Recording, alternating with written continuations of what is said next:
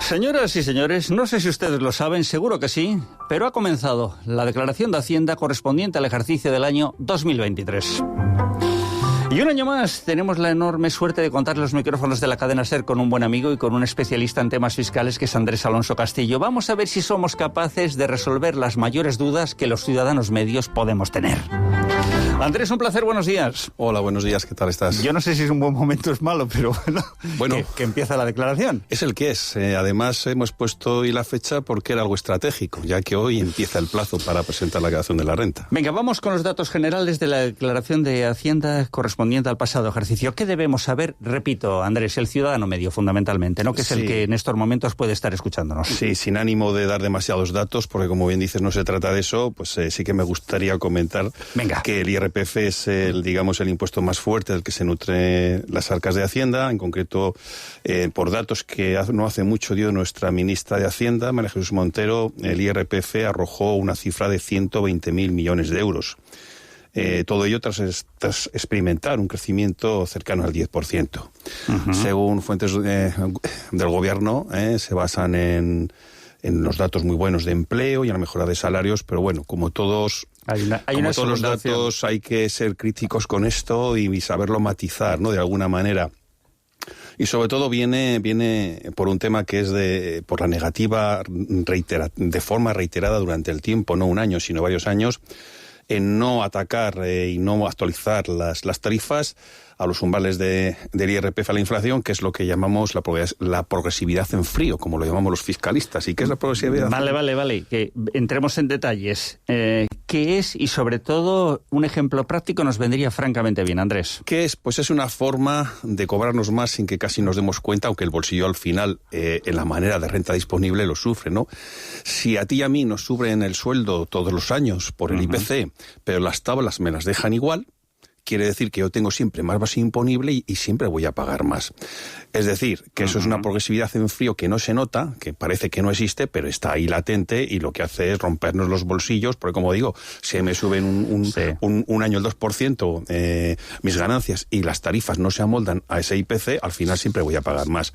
Es un impuesto muy fuerte porque ya se espera que haya 23 millones de contribuyentes a partir ya de hoy, con lo cual cada vez está subiendo más el volumen de gente que está obligada a hacer la declaración de la renta, porque fíjate, en 2018 no llegaban a 21 millones, o sea que hemos subido más de un 10% en poco tiempo. Vale. Venga, vamos con los datos fundamentales. Plazos, Andrés. Plazos. Desde el 19 de marzo, aunque ya ha pasado, pero ya podíamos tener acceso a los datos fiscales para ir mirando, para ir consultando, para hacernos una idea de esos datos también y para ganar tiempo. Pero hasta hoy no empieza oficialmente la declaración de la renta. Eso sí, la tenemos que hacer nosotros.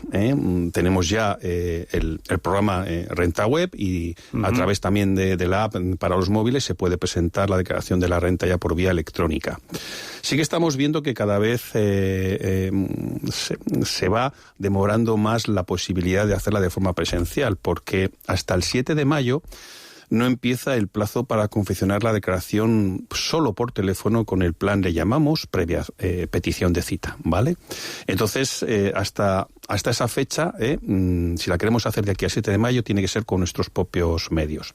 Y luego, a partir ya del 3 de junio, sí que podemos ya presentarla de forma presencial, pidiendo cita en las oficinas de la agencia tributaria y demás administraciones y colaboradores públicos que hacen la declaración de la renta, y tenemos de plazo hasta el 1 de julio, porque el 30 de junio es festivo y siempre se traslada al día hábil inmediato posterior. Muy bien. Ese es un poco, en trazos gruesos, cómo es el... Me has hablado de plazos y me has hablado del número de personas que ahora mismo estarían obligadas a declarar, ¿o no? ¿O ese número que me has dado todos no están obligados? No, te hablo de declaraciones de renta que se espera Hacienda, de contribuyentes que se espera Hacienda este año. ¿Quiénes estamos obligados a presentar declaración? Bien, este es un proceso que hay que tener mucho cuidado, porque hay veces, todos los años en nuestra oficina de Beca Consulting estamos viendo que siempre hay gente o contribuyentes que no han hecho la renta con toda tranquilidad pensando que no estaban obligados y sí que lo estaban.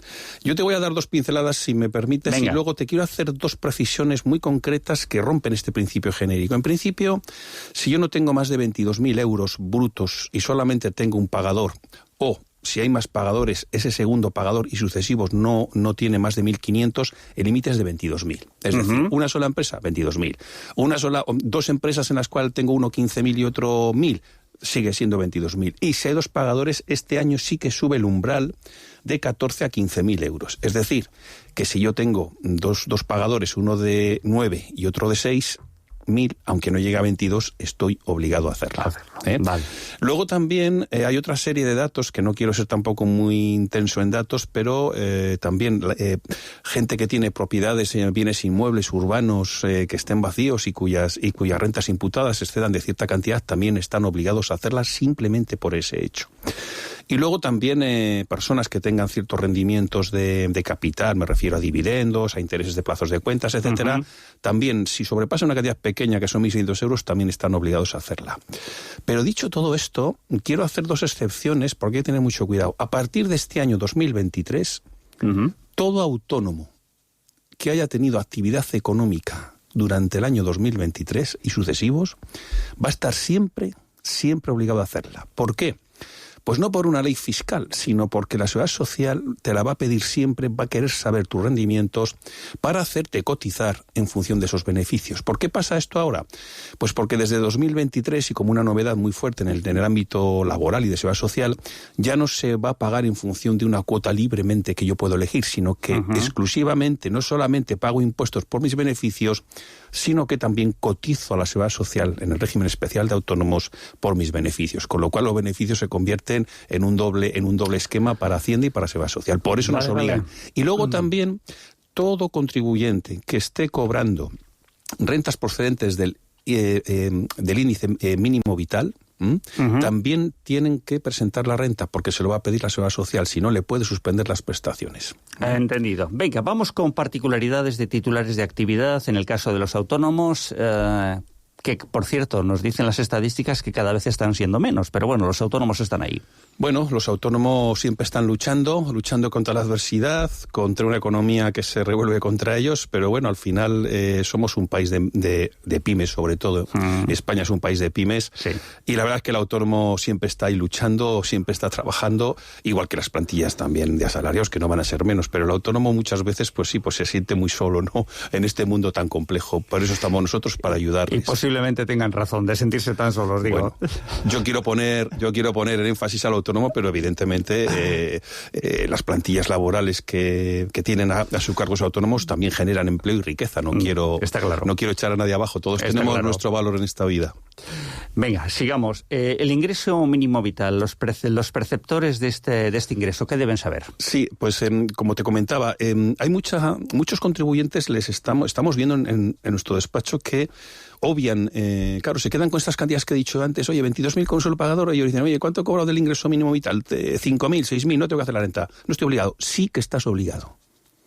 ¿Por qué? Porque lo ordena así la Seguridad Social. La Seguridad Social necesita ver la declaración de la renta y ver qué se ha hecho. Comentar que mientras no sea una cantidad elevadísima, el ingreso mínimo vital no obliga a hacer la renta. Es una renta que no tiene ninguna importancia, pero hay que presentarla. Vale, muy bien. Hablemos de otra cuestión. Me llega el borrador a mi domicilio, doy por hecho que como lo hace Hacienda está bien, lo ratifico y no lo miro demasiado. ¿Hago eso o tomo precauciones, Andrés? Bueno, yo siempre digo que, hay muchos contribuyentes que piensan, mi declaración de la renta es muy sencilla, no tengo más que una renta de trabajo y el piso, y doy el borrador y me ahorro pues lo que cobre una asesoría, lo que cobren por ahí por hacer los servicios de declaración de la renta. Pues muchas veces los contribuyentes se hacen un flaco favor porque por ahorrarse 70, 80, 90 o el dinero que sea, dependiendo de la dificultad que tenga la declaración, pueden perder mucho más. Yo siempre recomiendo que se mire bien el borrador. Los borradores sí que es cierto, datos fiscales que cada vez vienen mejor, cada vez se les escapan menos cosas. Ahora te contaré también a propósito ciertas modificaciones que son mejores para los datos fiscales, pero siempre viene bien mirarlo. Nosotros hemos tenido casos de que yo he tenido un hijo este año, por ejemplo, y doy que sí y no me doy cuenta que tengo una deducción autonómica que es propia de Castilla y León, el año de nacimiento de un hijo, de un descendiente, genéricamente, y también tengo una reducción mayor de mi base imponible por tener un hijo.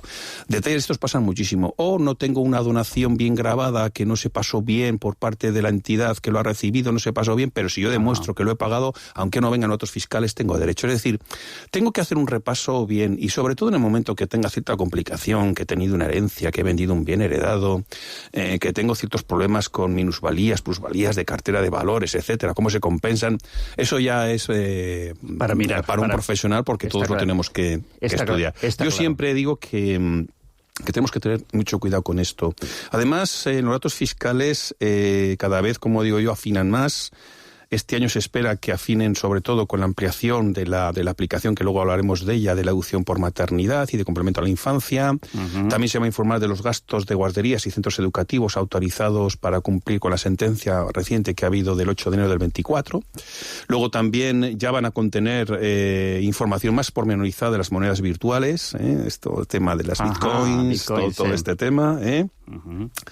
También se va a avisar a herederos de inmuebles urbanos que aún no hayan hecho todo el proceso de herencia para que declaren las rentas derivadas de esa titularidad. Van a mirar mucho también las ganancias patrimoniales con precio aplazado, es decir, que se producen en varios tiempos. Y luego también todo lo procedente de juegos online, porque la Dirección General de Ordenación del Juego también pasa datos a Hacienda, no nos olvidemos de eso. En síntesis, que cada vez estamos más controlados, sí, está claro. Hasta, ¿no?, el coche que compre, ¿no? Por como hay una deducción este año, vale, que me gustaría luego hablar de vehículos eléctricos, también le van a informar. O sea que al final estamos ya totalmente escaneados por Hacienda hasta cuando respiramos, ¿no? Dame una noticia buena, y la noticia buena viene por las deducciones. ¿Qué me puedo deducir este año, Andrés? A ver. Bueno, voy a entrar un poco en las 4 o 5 cosillas que son las elementales. Las elementales, ¿no? Venga. Porque luego quiero que sepan nuestros entes que hay más, ¿no? Muy importante. Todos sabemos que no existe la deducción por vivienda, uh-huh, pero sí que es verdad que sigue existiendo un régimen transitorio por el cual, pues se viene a decir así, hablándolo claramente, que si yo adquirí y deduje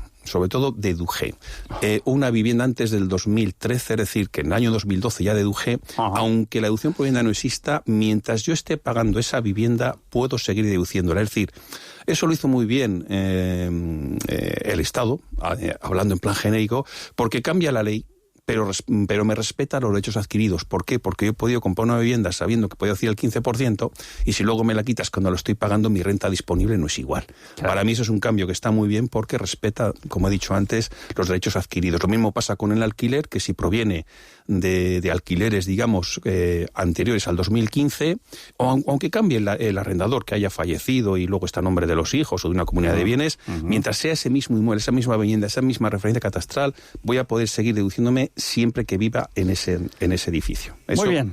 Por una parte. Luego también tenemos como algo que se pierde mucho. Fíjate que el otro día leyendo, hay varios estudios que dicen que todos los años se pierden más de 9.000 millones de euros por no aplicar las deducciones, por no tener conocimiento de ellas. Por eso le doy mucha importancia. Tenemos tres variantes distintas, que no voy a entrar mucho en ellas, pero que nuestros oyentes lo sepan. Tenemos 3 deducciones por mejoras energéticas en la vivienda. Es decir, si yo hago unas obras de carpintería metálica o cambio unas calderas por otras y hago una instalación completa, o sea, no vale cualquier reparación, ¿no? Hay que tener mucho cuidado en valorar estas ayudas. Y tengo además un informe previo de consumo y un informe posterior a esa reforma, también tengo unas deducciones que, repito, van en 3 líneas distintas. Quería decir también que la deducción por maternidad no solamente se mantiene, sino que se amplía los casos para la madre que tenga descendencia. Antes era muy estricto, tenía que trabajar cierto tiempo. Ahora digamos que los supuestos se han ampliado, para que la gente nos entienda, que es mejor, que haya Hacienda abierto un poquito la mano.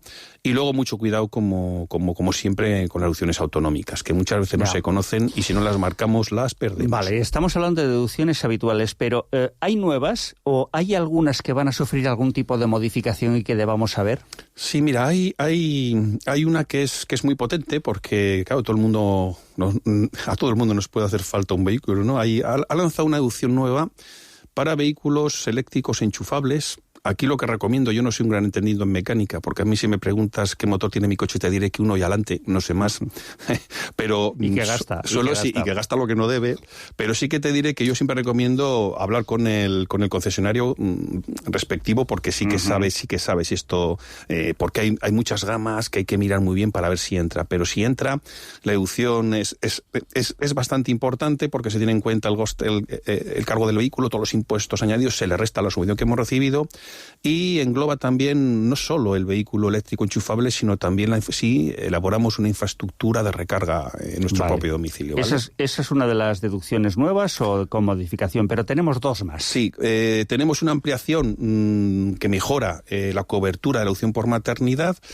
Antes era muy estricta y a partir de este año va a haber más madres, más mujeres que van a poder acceder a ella. Y luego también como con el tema de no nueva, pero sí modificada y también para mejorar, han aumentado el límite al que se le aplica el 80% a los donativos. Antes eran 150 y ahora son 250. Quiere decir que si pongo 250 euros y hago una donación a una entidad que esté registrada como tal, prácticamente me sale gratis, porque lo que le estoy pagando se lo quito a Hacienda. Y bueno, no por quitar a Hacienda es bueno, pero yo creo que donar a una entidad que va a dedicar el dinero pues a ayudar a los más débiles, creo que está bien que esas deducciones sean tan potentes. También ¿no? me has dicho antes que se quedan 9.000 millones de euros que podríamos reclamar si hubiéramos hecho bien la declaración de Hacienda. Y es mucho dinero, es mucho dinero todos los años. Venga, nos quedan 7 minutos de programa y novedades a tener en cuenta. Con los mutualistas, ¿qué debemos saber? Hace ya un tiempo, varios empleados de banca se unieron, hicieron una demanda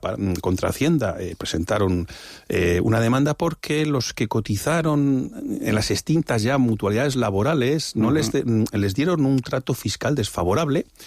Y como te digo, esto empezó por empleados de la banca, pero claro, es que al final esto se está empezando a expandir y ya son muchos miles de personas los que lo están haciendo.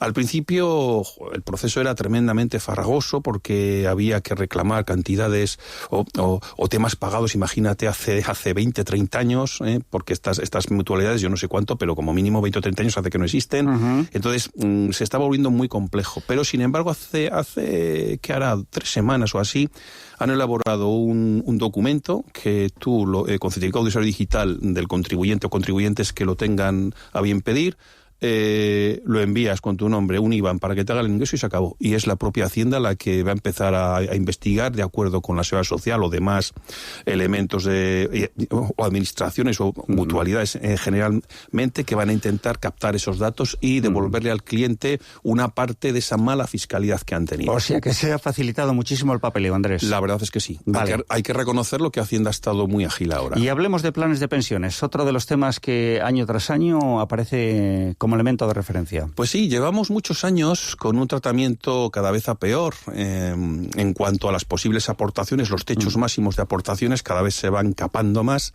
y luego también cada vez se va perjudicando un poquito más los reembolsos de estas cantidades, ¿no? Pero bueno, sí que vemos un poco que sale el sol, porque desde este año incluido, además lo hablamos aquí en diciembre, cuando siempre tenemos esta entrevista, porque de fin de año. Hoy es con datos que no podemos hacer nada, pero en diciembre todavía se puede hacer algo, y hable de esto, ¿no? Para los autónomos, para las personas físicas que tienen a su nombre un negocio, el límite sigue siendo 1.500 de los planes normales, pero se ha abierto una ventana en unos productos que se llaman planes de pensión simplificados, que son específicos para autónomos y que permiten hacer aportaciones deducibles de 4.250, es decir, que si yo soy un autónomo que me va bien el negocio, quiero tener también un ahorro para mi futura jubilación, puedo hacer una aportación de 1.500 al plan general normal y puedo hacerme otros 4.250. Eso ya son casi 6.000 euros. Ya es más dinero. Que ya se empieza a notar en cuanto a la posibilidad del impuesto. Y luego también se va a beneficiar, o se ha beneficiado, de hecho, a los asalariados que siguen pudiendo hacer su plan privado de 1.500, igual que todo autónomo, pero si hay un plan de empresa, un plan ya de contribución de promotor que se llama, sí que también se pueden quitar hasta 8.500 cumpliendo una serie de requisitos, es decir, que estamos hablando de 10.000. Esto quiere decir que hay una vuelta un poco hacia atrás en cuanto a intentar favorecer un poco este tipo de productos para nuestra jubilación. No sé si es bueno por la fiscalidad, pero no sé si es bueno por el motivo que es, el tema de las jubilaciones que va a pasar, porque ahora abrimos otra vez la veda de esto, ¿no? A ver qué pasa. De eso cuando toque. ¿Y alguna novedad vinculada con los borradores? Pues bien, cada vez van a venir más completos, nos podemos fiar de ellos, pero siempre, como he dicho antes, con las limitaciones, las precauciones y los cuidados que tenemos que tener. Sí que me gustaría destacarte, aunque no seas estrictamente de la renta, hace poquito, en febrero, me ha llamado la atención que el Tribunal Supremo haya admitido a casación un recurso, que es el 3523, para quien lo quiera mirar. ¿Por qué pasó esto? Pues un contribuyente miró el Informa. El Informa es una aplicación informática que es consultiva y que es bastante potente y bastante rica en cuanto a impuestos, en cuanto a situaciones, pues qué tratamiento fiscal tiene esto, qué tratamiento fiscal tiene aquello, y que pues esta empresa, basándose en una consulta en concreto, que todas tienen número y se pueden demostrar, hizo una serie de actuaciones fiscales basándose en ese sistema. Luego Hacienda dijo que el Informa se había equivocado. Y este pues empezó a recurrir primero a la vía contenciosa, lo ha ido perdiendo todo, pero al final ha tenido la suerte de que el Tribunal Supremo se lo ha admitido, digamos, a casación. Ahora lo tiene que estudiar, pero por lo menos se lo ha admitido, y puede ser algo, no sé qué pinta tendrá esto, y aventurarme en este país a decir algo es plenamente arriesgado, así que no voy a dejar que me lo preguntes. Pero sí que por lo menos es un triunfo, es un triunfo de que una información que sale de Hacienda pueda tener alguna validez para algo, ¿no? Y luego ya me queda 30 segundos. Aquellas personas que le da la declaración a devolver son los que antes la presentan, porque, bueno, todo el mundo quiere tener su dinero en su cuenta corriente, ¿no, Andrés? A ver, es evidente, ¿no? Por mera estadística, en principio, sí que es verdad que cuanto antes la presentes, antes se puede liberar. Ahora, te voy a contar muchos casos. A nosotros muchas veces nos pasa que le hacemos a un matrimonio, pasamos una primero y la otra después, y, por ejemplo, a la de la mujer la devuelven en una semana y al marido se va en 3 meses o viceversa. Es decir, que bueno, en principio sí, pero no es una regla 100%, ¿eh?